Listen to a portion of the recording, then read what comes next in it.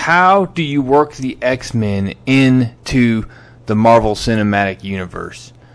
Well, I've thought about it, and I think I have an answer that makes sense. Stay tuned.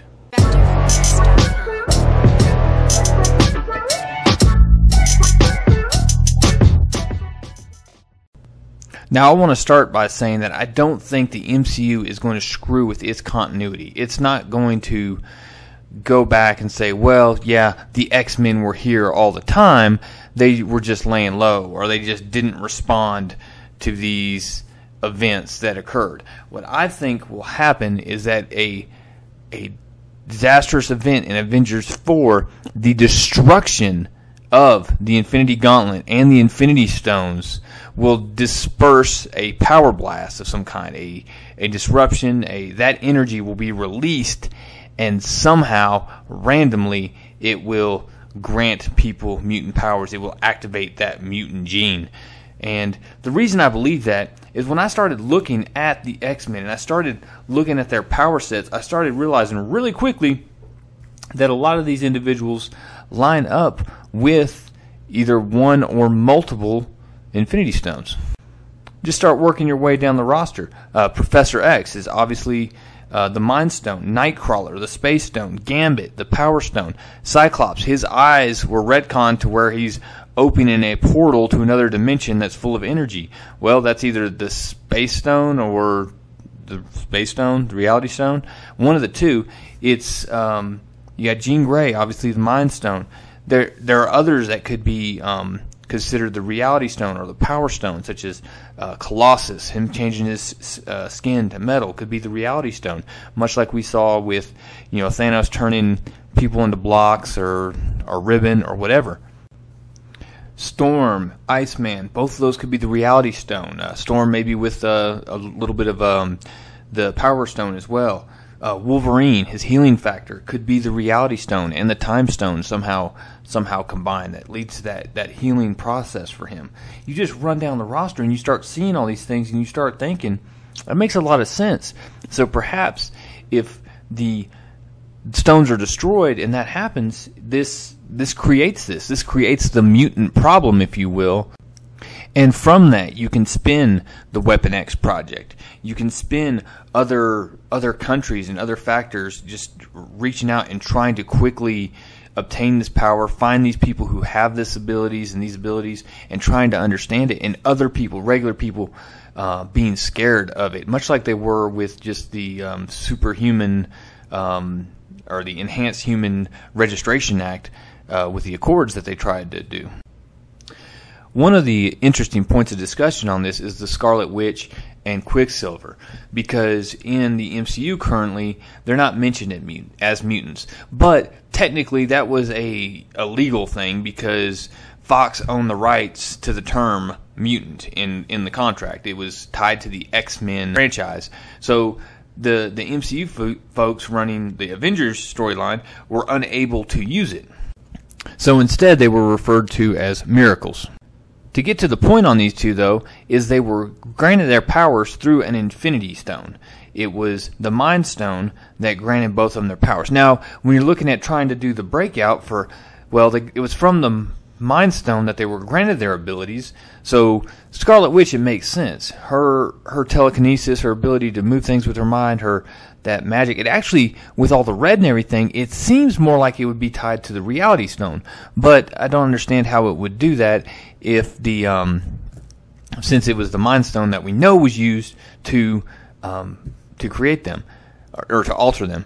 And then with Quicksilver, the Mind Stone really being tied to his speed power doesn't really make sense at all. It seems like that would probably be tied more to the Time Stone. So it doesn't work with the current mutants, if you will, that are in the franchise.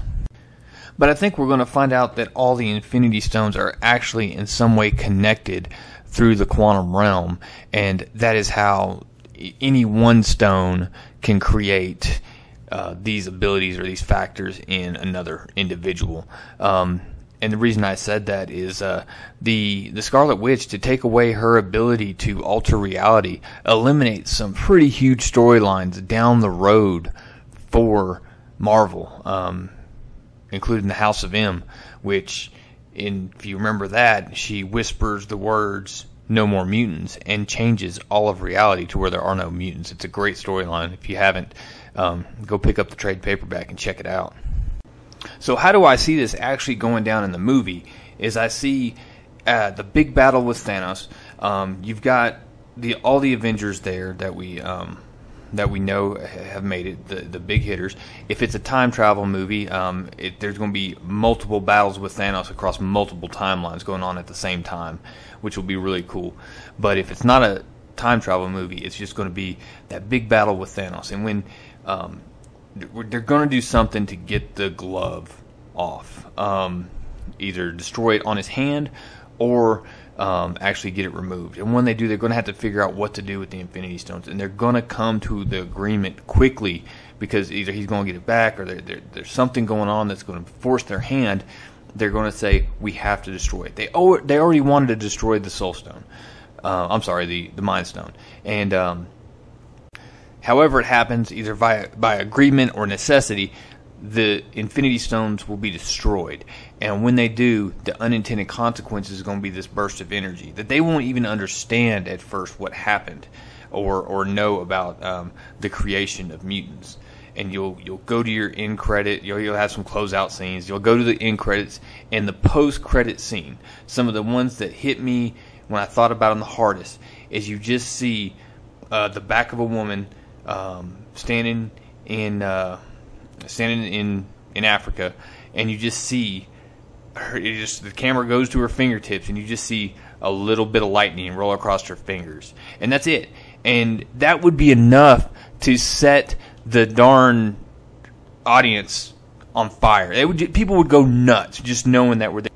Then you could do a broader introduction of her in the Black Panther 2 movie, which is, we know, coming out next year. So it provides a excellent opportunity to introduce her. So guys, that's just my thoughts on it. I really want to hear your feedback down in the comments. Let's have a discussion about this. Tell me what you think. Not only that, tell me what you think about this theory, but tell me what scenes, if this was to happen, what post-credit scenes would you want to see? Which X-Men, which mutant would you want to see their powers just starting to emerge in a little teaser scene? Which one would set you off the most there in the theaters after you just got done watching in Avengers 4 that you've been waiting for an entire year? Guys, really, really appreciate you listening. Hit subscribe. Let's have some great discussion down in the comments. Real Comic Stacks out.